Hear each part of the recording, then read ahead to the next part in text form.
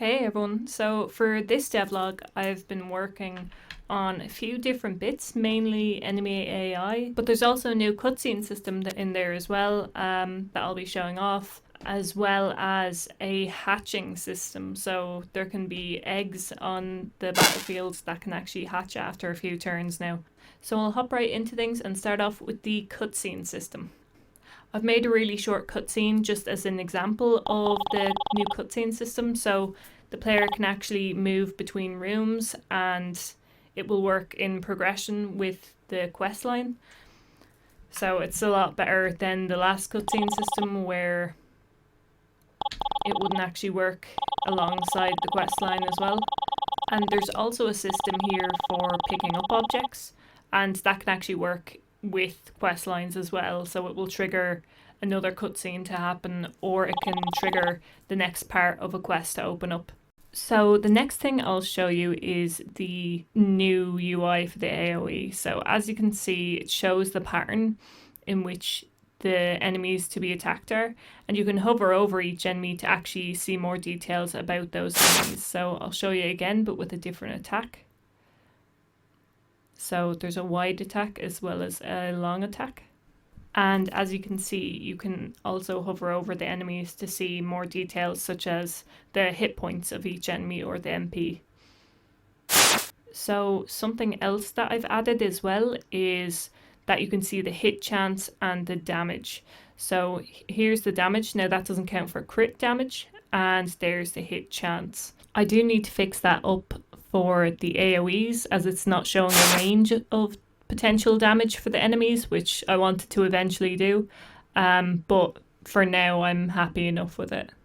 Enemy AI has been much improved, so there's now status effects that enemies can apply onto players, as well as the ability to cause damage onto multiple squares at once, so the enemy can actually attack multiple party members at once for a bit more of a challenge.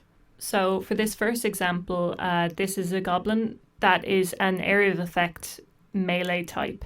So when there's multiple players in melee range that fits the area of effect he has, he will actually do a swipe attack where he will attack all of the players in front of him.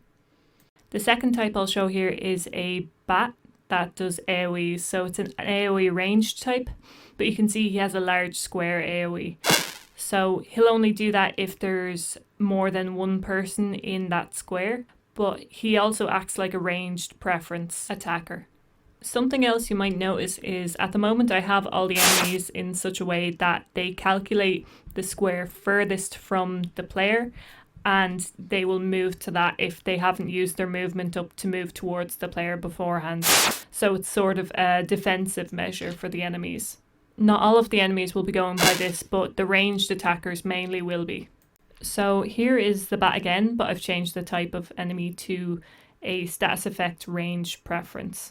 So the bat is going to seek out any enemies, or any players rather, any party members that haven't actually gotten a status effect, and attack them with that status effect then. The small green square, or the white and green squares that are showing above the player portrait is actually to represent the status effect. So I haven't created icons yet for that, but the plan is to create icons that will then sit below or beside the player's portrait, so it looks a bit more natural and you can tell what status effects your characters have. And the last thing I have to show you is the hatching system. So the small egg there besides our pirate character Art, each turn it's going to hatch basically at the end of each enemy turn.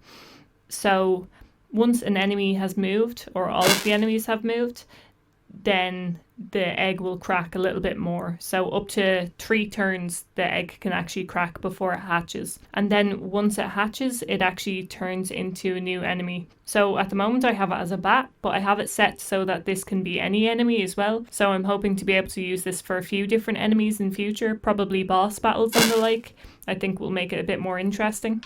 So I hope you enjoyed this devlog. It's a little bit late this month, but hopefully next month's devlog will make up for it, as I do have a lot of art planned, so hopefully I'm going to have pretty much all of the tutorial area kind of done, and I'll be able to show off that, so that'll be pretty exciting. So hopefully I'll see you next month then. Bye bye!